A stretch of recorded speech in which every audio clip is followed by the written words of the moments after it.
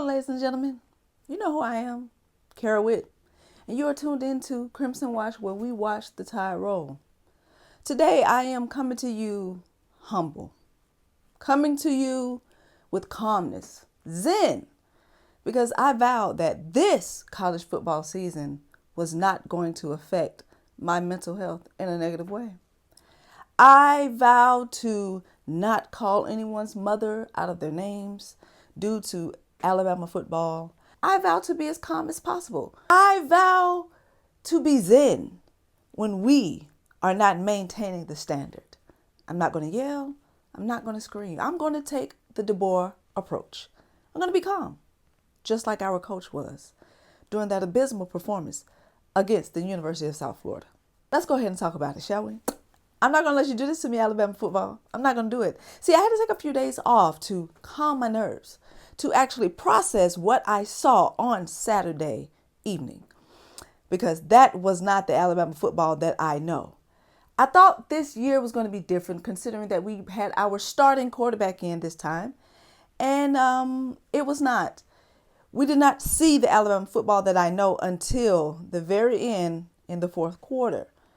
Number 75. This is the new Zen Kara Witt. I'm going to ask you to please pack your bags and find the nearest exit. Your performance. I don't want to see it again. Let's go over the team stats. First downs. You know, I could scream, but I'm not.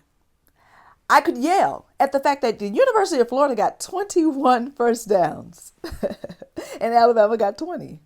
I could be upset about that, you know. But the bright side is they only converted 2 third downs out of 18. So, not too bad there. See, we're going to look at the bright side this year. We're going to look at the bright side when it comes to Alabama football. We're going to taper our expectations, and the things that we see bad, we're going to find that silver lining, okay? Oh, total yardage.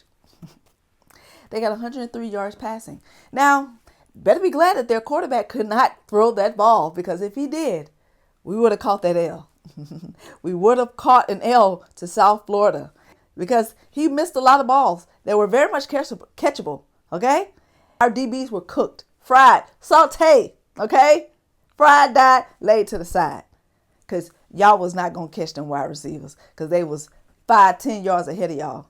But that quarterback, he couldn't throw nothing, okay? I could have threw a ball better than him. Another thing I could probably yell at, rushing yards for the University of South Florida. Rushing. 206 yards. Our defense gave up 206 yards rushing. We couldn't stop the run. They got 200 yards rushing. But you know, our coach, he's got it under control, because in DeBoer we trust. Penalties. Oh, yes, penalties.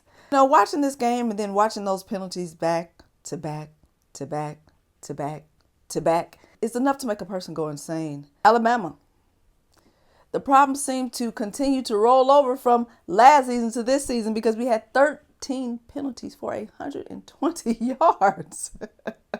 Oh, but I'm going to be calm. Zen here on Crimson Watch. We're not going to lose our minds this year, okay? All right. 13 penalties. None of them came from one person, number 75. Are you packing your bags right now? I hope so. Hope you're listening to this on your way out the door. Got to get them under control. I don't want to see them again. But we continue to have the same conversation, so I'll be probably talking about the same thing on the next episode of Crimson Watch. And the last thing that really chapped my ass were the turnovers. 3 fumbles. What was going on? 3 fumbles? You guys want to go out there and drop the ball on Saban Field? WTF? I just don't understand what was going on. I don't know if you underestimated your opponent, or you were looking ahead to Georgia or whomever. But this was South Florida. And those guys had a chip on their shoulders, and they were not afraid of you. They're not afraid of that script A. We got to make people afraid of that script A again. And having 3 turnovers and allowing people to get 200 yards on us rushing, and University of South Florida is a subpar team. What's going to happen when we start playing the big boys? Okay? We got to learn how to stop something. All right? This is ridiculous. But again, bright side, as horribly as we played, we held them to 16 points. And that is the Alabama I know. 42-16. That's exactly how we supposed to clean up a game. It's like at the end, those guys got angry. They were embarrassed. And they said, you know what? We are not going to do this. We're going to have to run this score up. And we're going to have to make a statement. And that's exactly what they did. So that was the silver lining of the entire game. As mad and angry as I was throughout the entire play of that game on Saturday, you guys tied a bow around a game that was raggedy, badly beaten, and bruised. And that's all I can ask for at the end of the day is a W. Now, our coach, he was sitting over there. He was real calm, cool, and collected. And I said, you know what? I'm going to take that approach. I'm going to try it this year. Alabama, you will not stress me out, okay?